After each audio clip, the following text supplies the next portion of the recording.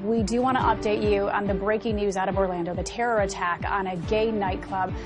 Right now, at least 20 are dead, maybe more. The shooter also dead. Police say that he was well prepared. He was organized. They do not believe that he was from the area. More than 40 have been taken to a local hospital. Terrified witnesses describing the horror of hearing the gunshots, seeing people injured during the chaos. Let's listen now to what they've been telling us this morning. My son was in there with his boyfriend and two other guys.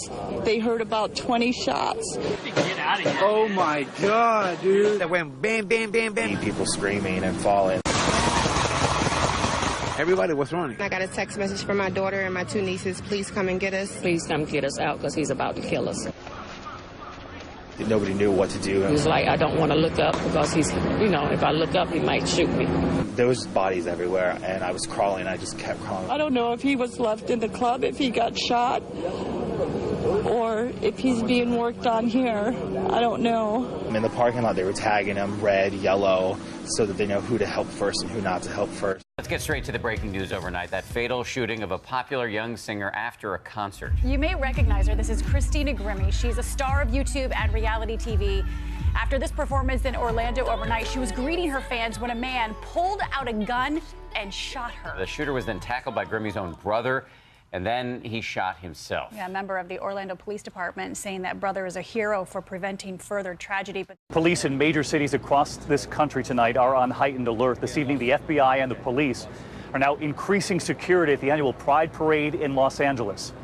Federal authorities are struggling to track hundreds of people in this country who are believed to have sympathized with ISIS at some point. We've reported on this before. How do you track hundreds of people in this country right now? And the question tonight, how did this gunman, who'd been interviewed by the FBI more than once, slip through the cracks? The top prosecutor in Paris says the man that stabbed to death a French police commander and his wife recently declared allegiance to the Islamic State group. He added that investigators found the killer had compiled a number of targets, including rappers, journalists, police and public figures. The targets were found after police stormed the victim's home in a suburb some 50 kilometers west of Paris. Officials say the ISIS-inspired attacker stabbed the police commander 9 times in the stomach before holding his wife and 3-year-old son hostage in their home.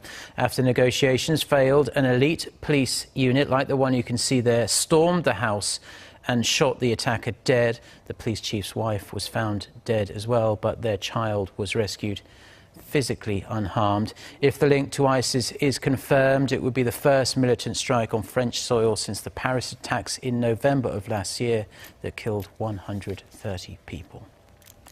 I think this country was built on gangs. I think this country still is run on gangs. Republicans, Democrats, the police department, the FBI, the CIA, those are gangs. You know what I mean? The correctional officers. I had a correctional officer tell me straight up, we the biggest gang in New York State. Straight up, you know what I mean? So this whole country is built on gangs. We just have to not be so self-destructive about it. Organize, But the violence. The violence, but it's violence in America.